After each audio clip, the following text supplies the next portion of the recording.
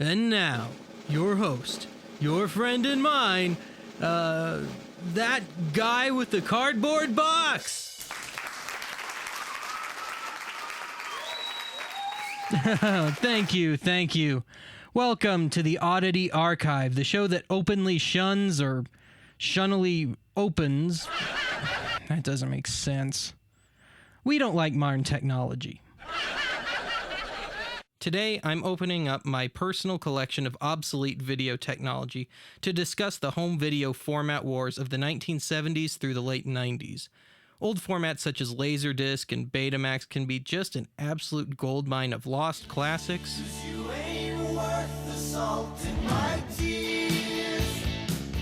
and guilty pleasures.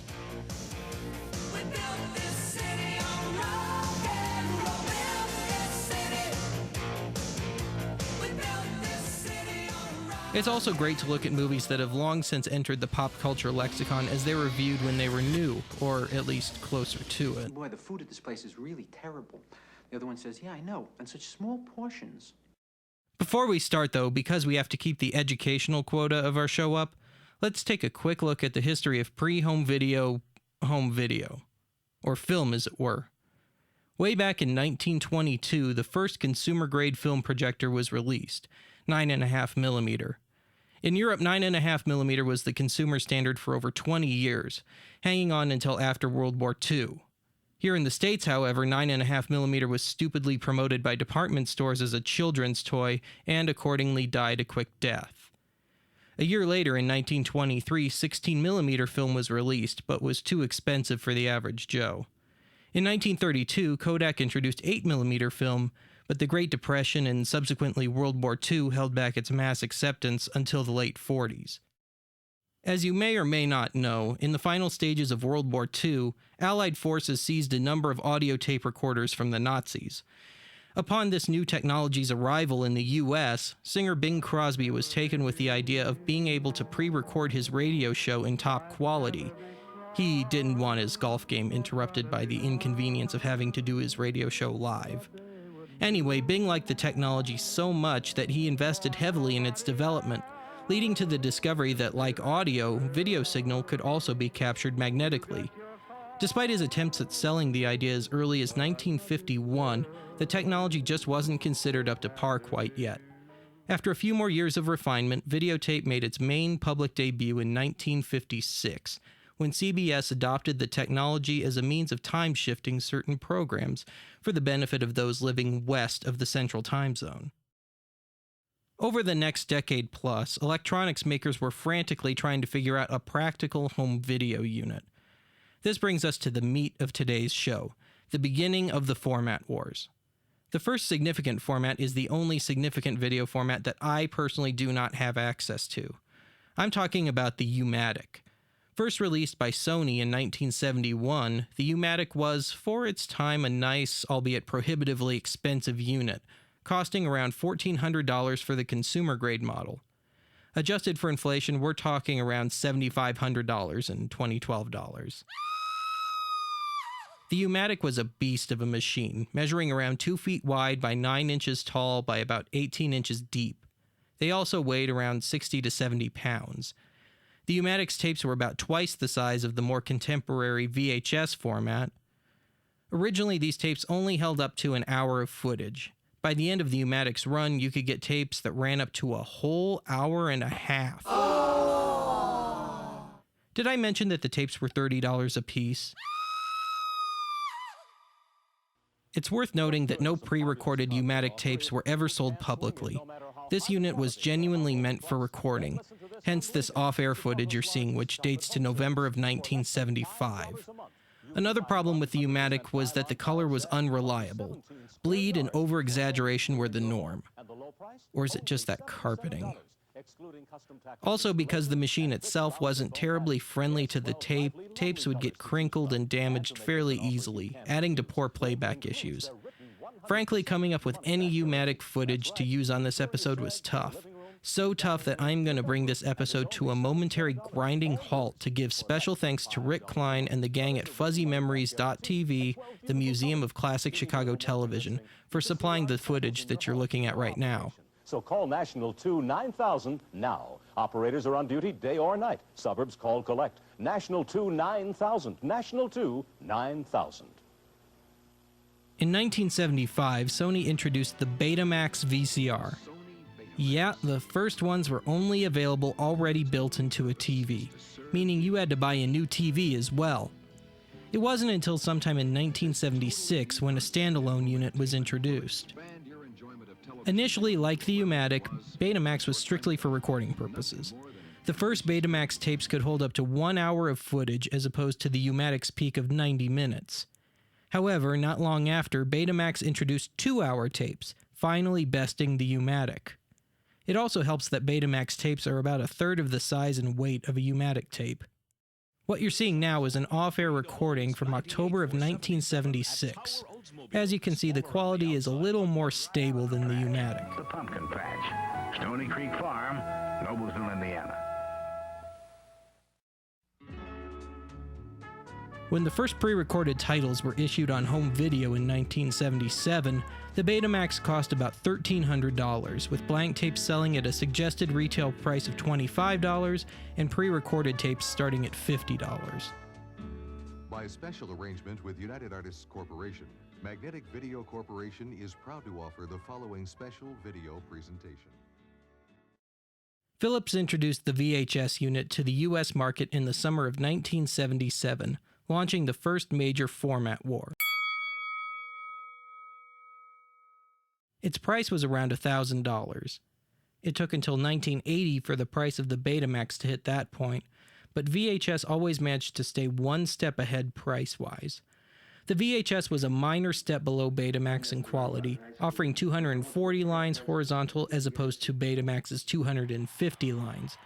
But that was cut to 240 when using anything less than standard B1 mode, i.e. any tapes running over 1 hour. The basic blank VHS tape could hold 2 hours of footage, ultimately peaking at 10 hours. The Betamax ultimately topped out at 5 hours.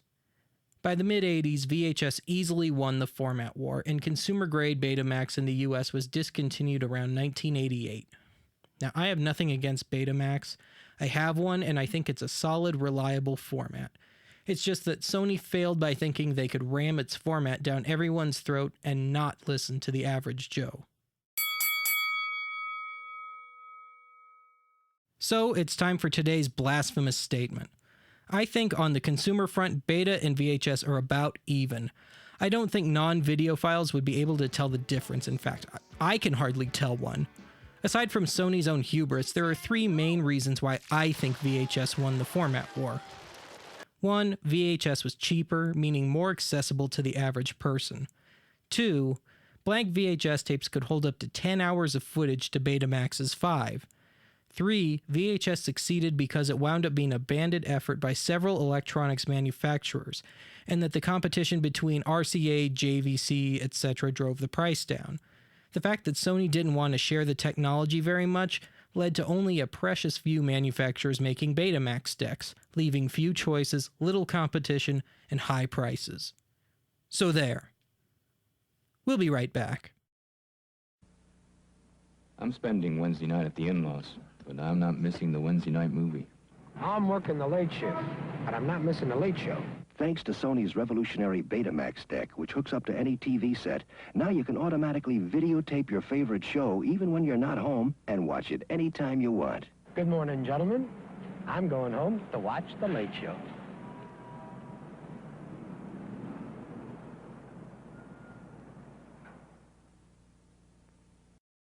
In 1978, Philips introduced MCA DiscoVision.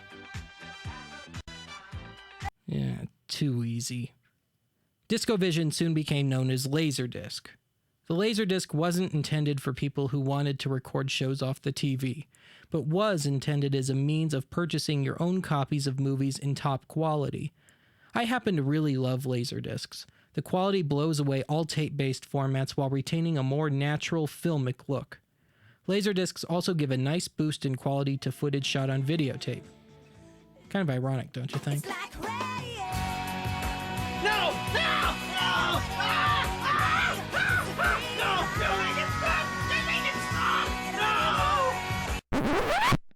The Laserdisc was the springboard for the compact disc. Indeed, the design of the CD was based around the Laserdisc. Laserdiscs and subsequently music CDs are kind of like an LP, which can be viewed as a very tightly wound spool of thread, with the data stored in the grooves between each thread and read with a needle. It's just that this spool of thread is made of steel and the grooves are so fine that they need to be read by a laser. These discs are effectively two one-sided discs glued together, creating the standard two-sided thing that we all know and love and that lazy people despise. I don't want to get up to flip the disc. Early on, Laserdiscs were somewhat hampered by imperfect manufacturing processes. For example, the glue holding the two layers together would start to lose their grip, leading to a snowy, grainy picture and at times distorted sound. This is known as laser rot. Vicky?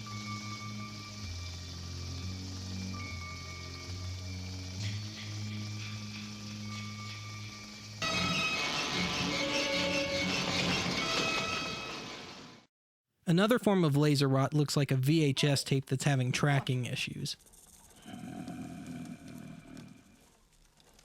Don't stare, just get me out. Years later, in 1996, laser rot would rear its ugly head again when copies of the Arnold Schwarzenegger movie Eraser were pretty much destroyed by lazy manufacturing, and many copies of Eraser became unreadable within a couple of years. Like the Betamax, a Laserdisc player was a rather costly format, running over $1,000 early on. On the other hand, the movies for purchase on Laserdisc were, at least early on, pretty affordable, running for around $25 compared to $50 plus for a tape.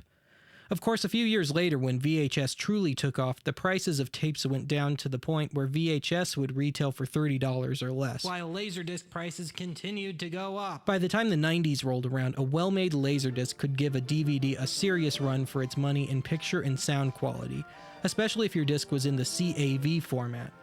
The only drawback is that CAV discs could only hold up to 30 minutes per side. What's this? What's this? There's color everywhere. What's this? There's white things in the air. What's this? I can't believe my eyes. I must be dreaming. Wake up, Jack. This isn't fair. What's this?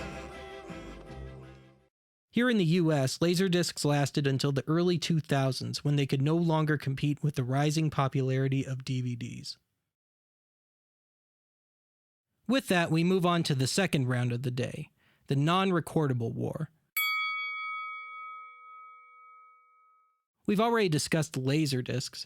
Now let's discuss their decidedly more low-tech counterpart, the Capacitance electronic disc, or CED.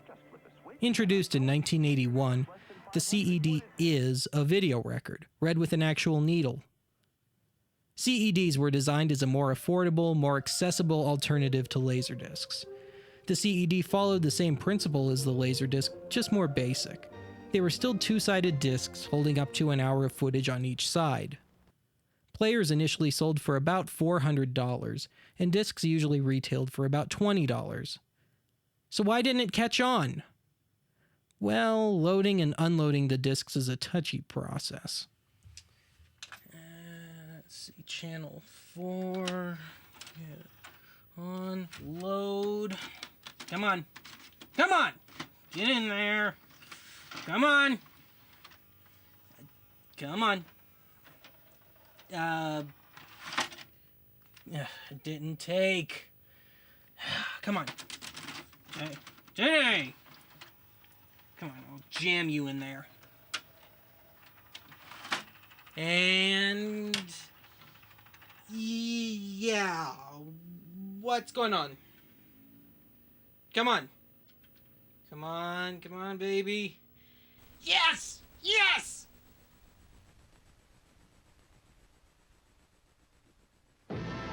CEDs were also notoriously unreliable. After a couple of plays, discs would begin to skip during playback and the audio would start to distort.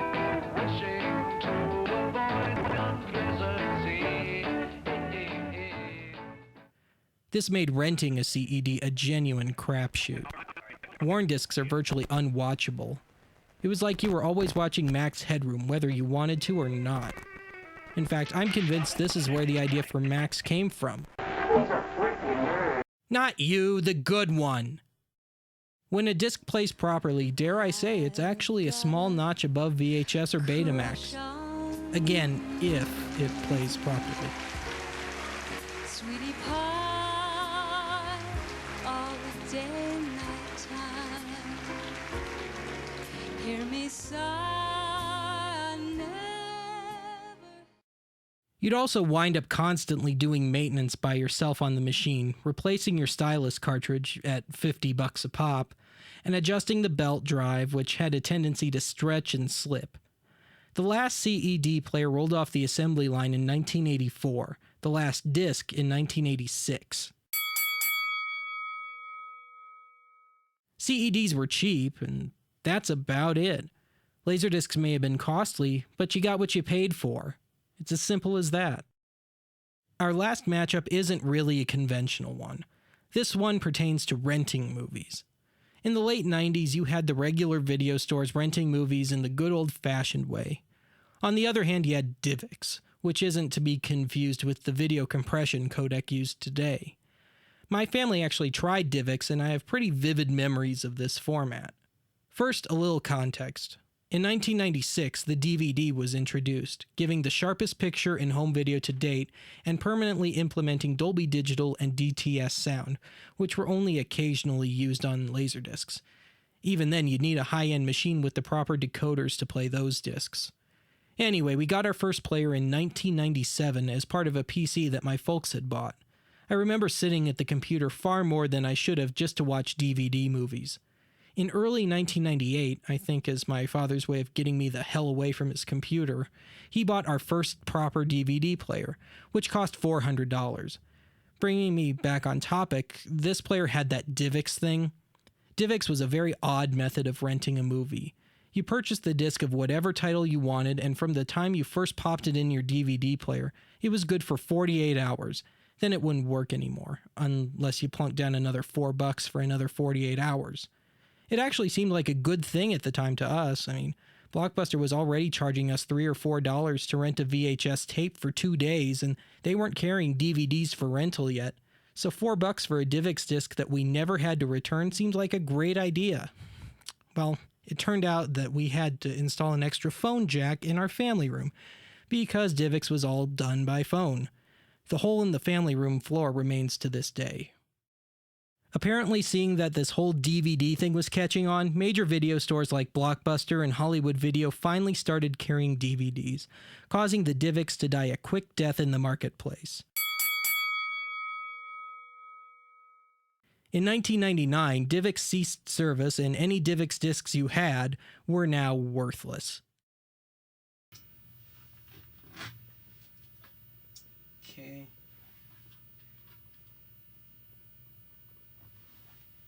Alright. Let's try it. Divx disc. Late 90s vintage DVD player. Let's see what we get.